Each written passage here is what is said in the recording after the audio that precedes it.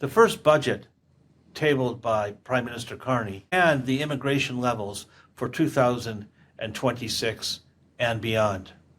This is a special edition of ImmPulse. I'm Howard Greenberg. Hi, I'm Hameed. Well, Naman, today's a special day. Yesterday there was a budget. There were new immigration levels circulated by the minister and then tabled today in the House. And it really is a new day. What are your initial impressions? I think in terms of what we were anticipating, by and large, there weren't major surprises. On the major issues, permanent residents, we see that the target is 380,000 for each of the next 3 years, which is consistent with our thinking that they weren't going to go a lot lower. On the temporary resident side, there is reductions, 385,000 next year, and then a reduction of 370,000 in the next 2 years. This was anticipated because the previous concern was that too many foreign students, foreign workers had come into the country, which put pressure on housing and social services. This reduction, as proposed by the government, should bring down the population of foreign workers from 7% of the Canadian population to 5%, and hopefully that will reduce the stress that has been on the system. Well, let me just offer some preliminary comments. I know a lot of my colleagues have been circulating their views, outraged about not being higher here, not being higher there. I think that the immigration plan is very sensible. Look, immigration is about choices. Some people get to come and some people can't come, and not everybody can come. And I think the lessons learned over the last 5 years is that when the doors are too wide, too many people flow in, they haven't been properly selected, and they end up in underemployment. Correct. And they end up in housing situations. They end up in medical situations. That can't be good for the country. I think that Prime Minister Carney has now taken the path of quality rather than quantity, and so I'm a believer. First of all, let's just say this, the doors are still open and they're wide open. They're not crazy wide open at 500,000, but they're open nevertheless. We still have a very vibrant immigration program. And number two, the big change has been the temporary workers dropping. Well, the student population that was here was questionable in terms of their quality of the education and what they were trying to achieve, and that's been put to a halt. So the student numbers are down considerably.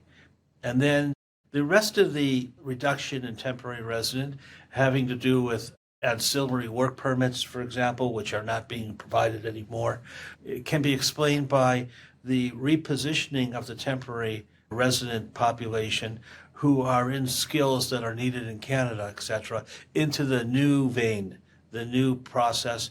And over the next 2 years, they are going to be settled in Canada, or many of them will be settled in Canada. And that reduces the number. And at the end of the day, the reduction isn't that startling when you get rid of the students that probably shouldn't be here. You transfer qualified temporary residents, temporary workers to permanent resident status. That's the right direction. So, or to say it another way, when you carve out the number of temporary students, Right. their spouses, Right. when you look at the new requirement where you need to apply for at least 16 months for a Right. spouse to get a work permit, Right. all of these issues, and then you look at the number of foreign workers that can still come into Canada. Right. For large corporations that are doing business, Right. the door's open.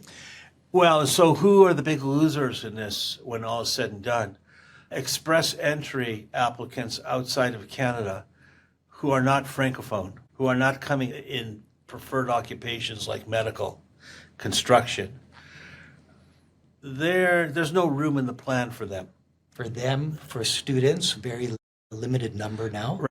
Those are the two number one losers. However, when you look at the provincial nominee programs, significant winners, meaning they received another 50,000 spots above Right. and beyond, and perhaps they might be able to identify high attributes even overseas and select them. They'll have a lot more freedom Right. to develop a regional program. And why does that make sense? Because I think there's a recognition at the federal level that the provinces are closer to the ground. Correct. They know their employers, they know their local environment, they know what skills are needed, they know how to insert the attributes of various applicants into their local economies. So just shift the volume from the federal side to the provincial side and get out of the way. And in fact, in some initial discussions with the provinces, they have a lot of exciting ideas about reimagining the way that the provincial government has always thought about immigration. In other words, we understand that there's new streams coming, and these new streams will capture some of the aspects of the federal program and then introduce some new ideas. Right. So you're going to have to be aware of the different options provincially. There could be other contingency plans for individuals who wouldn't normally qualify under the new immigration plan. But that brings us to a very interesting point about new opportunities that have been introduced. For example, 33,000 individuals who are here on work permits that are contributing to Canada, Right. paying taxes, may be invited at some point. And who have skills that fit with the in-demand future. skills will be invited to apply for permanent residence. Right. So at the end of the day, I think this is a good thing. I think in the circumstances, inventory backlogs, not significant on the PR side, but nevertheless backlogs. This is a plan that deals with the future. And although it's not perfect, and I might have some choices different than the minister's choice, at the end of the day, choices were made. And this is an investment into the future. If you look at some of the other streams, selecting 1,000 researchers that are exceptional. Right. If they get that right, Right. when they come to Canada, that could be a big win for us. Right.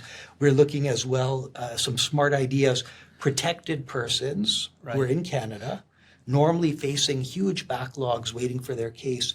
There's a suggestion that a very significant percentage, over 120 to 30,000 over 2 years, will be invited for PR. Special. Moving to the front of the line. Correct. And I would suspect it would be based on some attributes that they bring to the labor Contributors. market. Right. I think that's a smart idea as Yeah. well. Removing from the backlog Right. and meeting an economic need. Right. And then the big one that we're very interested in is there's commentary as well about the H-1B accelerated pilot. Which we know little to nothing about, but we got a good feeling that it's going to choose some right people. So if you think of the immigration plan, the budget, in line with what Prime Minister Carney's typically doing, Right. he's trying to invest Right. and extrapolate where we can get the right return on investment Right. by redistributing. So it is measured. You're right, not everyone's going to be happy. Limited cards to play. We have to hope that we put them behind the right doors. So ours is an upbeat evaluation. Our friends, our colleagues may have a more concerning view, but nevertheless, there is a way forward. Yes. We're going to do a series of these discussions. So this is just the beginning, the highlight overview. We're going to talk more deeply in the next episode about the immigration plan and the actual numbers in the plan to have a deeper understanding. We're also going to talk about the immigration plan and employers.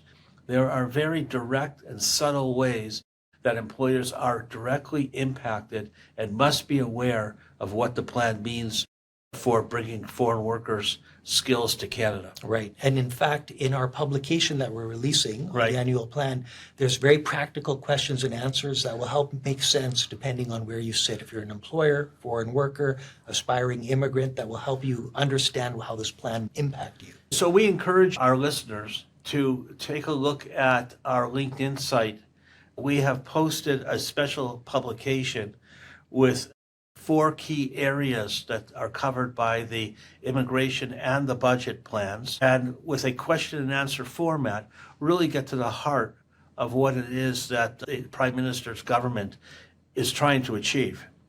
And there are some pitfalls for employers if they're not paying attention, and there are certainly pitfalls for persons residing in Canada who don't prepare themselves for avenues that are going to open for them and miss opportunities. Any final thoughts? I think it's really important, irrespective of who you are. If you're aspiring to obtain permanent residence, you're in Canada.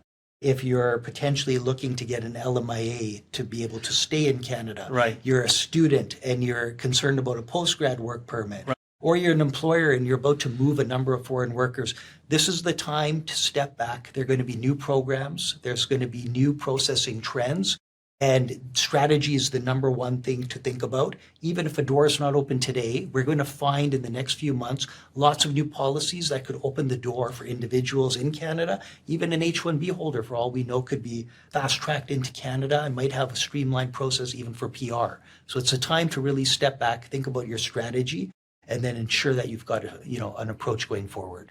To our viewers, stay tuned. There is more to come. We have 4 segments on different areas of the immigration plan, which are worth a more detailed discussion. And we look forward to your questions as well. Please feel free to reach out.